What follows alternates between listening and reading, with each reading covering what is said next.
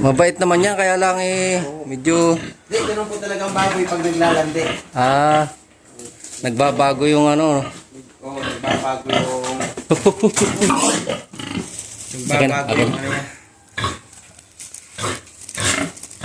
Ganitong klase pala akong pang-abagay. Ngayon din lang ako naka-experience ng pa-AI. Dahil nga nung nakaraan nga nagbaboy kami, di may bulugan kami. Ang problema ay naubos nga ng iisip din eh. Lahat naman May 80 rin yung nadali sa akin nung nakaraan. Oo, dami rin ha. Puno halos ito noon eh. Kung bakit ang pagtataka ko, ayaw niya sa bulugan. Opo, baka po ay dati nanuhan na to. Na-trauma siguro. Kasi binabahan niya dati nung kay Danny. Ay hindi naman natuloy. Siguro yung na-trauma noon.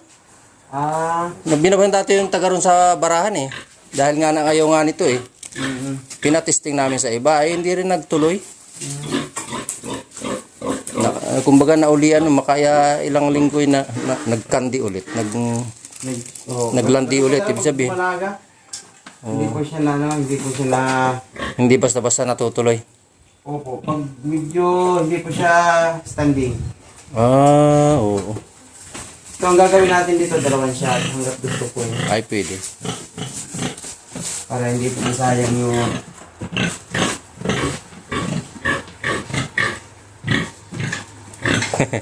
Medyo mailap-ilap pa nga eh, no? Okay lang po ito. Bagay. Sanay-sanay din yan.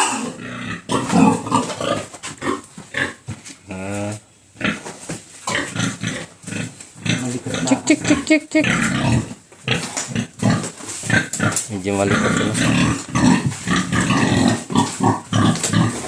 Sabagay, pag naipasok. Okay, naglalak po yan. Naglalak. Hindi po siya basta-basta natin.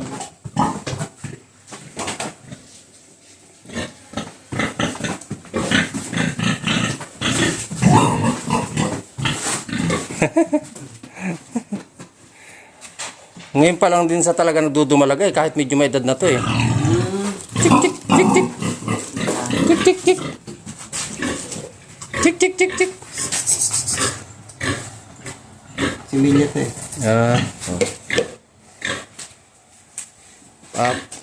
Paa mo yan. Oo nga no. May technique din talaga. Ibig sabihin okay na yan. Naglag na po siya. Naglock na. Kakarga na. Kung ito ay nakaipit po, maganda.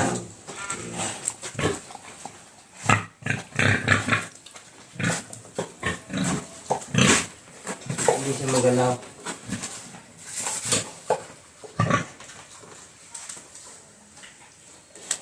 Ayan na. Maawas ah.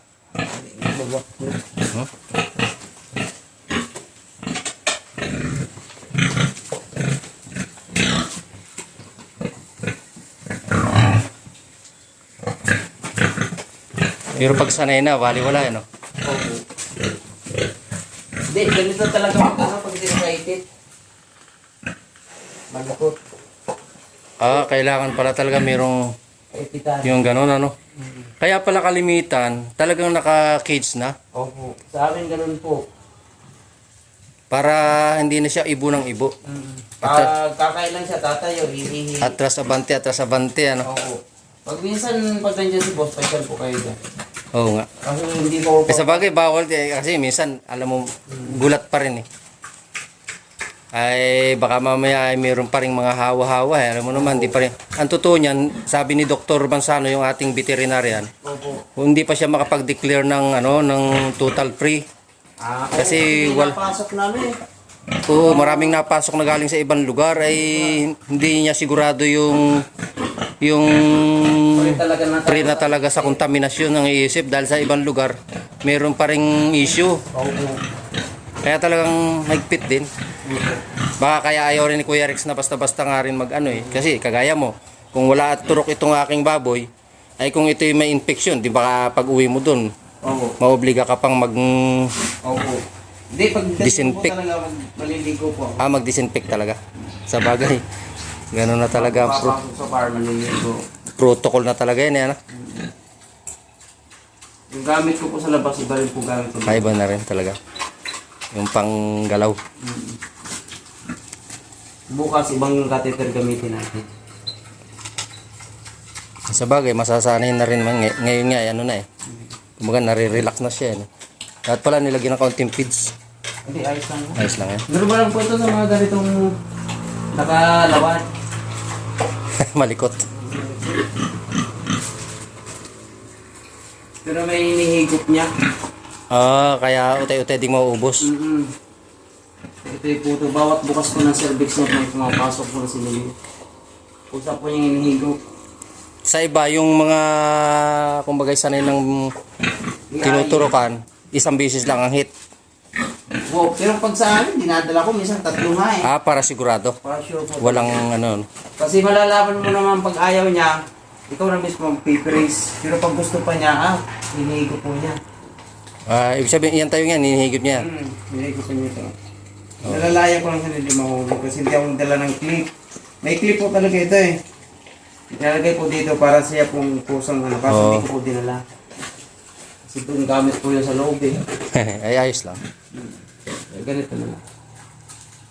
Hinihigop niya. Malapit na rin kami magkaroon ng mga bike eh. Kasi yung napapaba namin na parang Ilan na po? anim na rin. Wow, ang dami. May nanganak na nga yata nitong nakaraan eh. Okay. Ito. Kaya lang hindi ko ipilit dito dahil nga nang malaki yon tapos maliit yan. Oo. Mamaya imbis na magkainahin makatay pa. Kaya sabi ko dun sa misis ko, paiayang ko na yan. Halos yun lang naman po. Ang kaganda ng AI, hindi po siya mag-eviction. Oo nga, oo.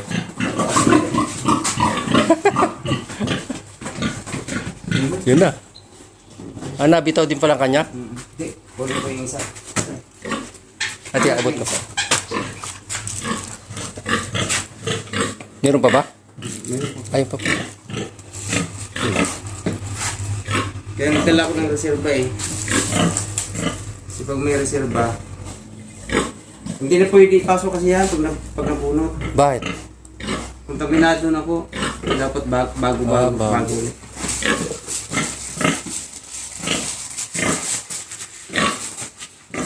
Yan naman medyo malaki ang dulo. Pag una po talaga yan. Yung pang ano, pang patikim. Pang barina. Yung una barina. Spiral. Yung pangalawa bongkalo na.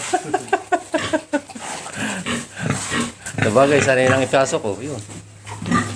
Hindi na siya winda. Hindi na niya ano. Winda.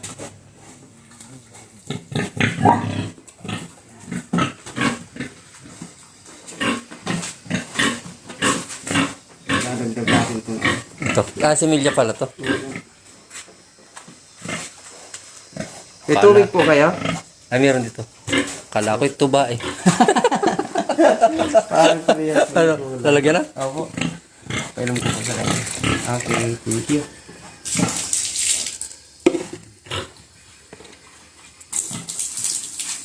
Natin sinilibangan.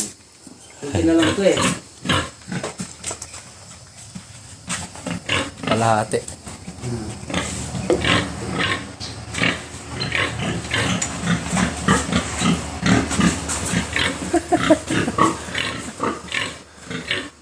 Tik tik tik tik tik. Kuping. Kuping. Tik tik tik tik kuping. Ika. Ika. Ayun. Mabait ti. Ikaw talaga. Huwag kang Kuping. Kuping. Ayos na po. Tunis. Tapos. Hayaan lang po siya na magkusang matanggal. Malalaglag na kanya yan. Po, malalaglag po ng ganyan. Okay. Tapos edit ko na lang po ngayon. Pakakainin siya ngayon, hindi. Mamaya nga po, kahit kunti lang po. Kung patikim. Tapos bukas ng umaga, ulitin po natin. Para ding ang pakain, parang kagaya rin ng mga ilang linggong dieta. Kahit ngayon lang at sa bukas. Dieta. Ito normal na yun. Yung pakain. 1 kilo lang naman yan. Ah. 2 kilos per day. Apo. Ito dito na lang to, sir. Sige po, okay lang. Salamat. Opo. Inot nyo na lang. Okay.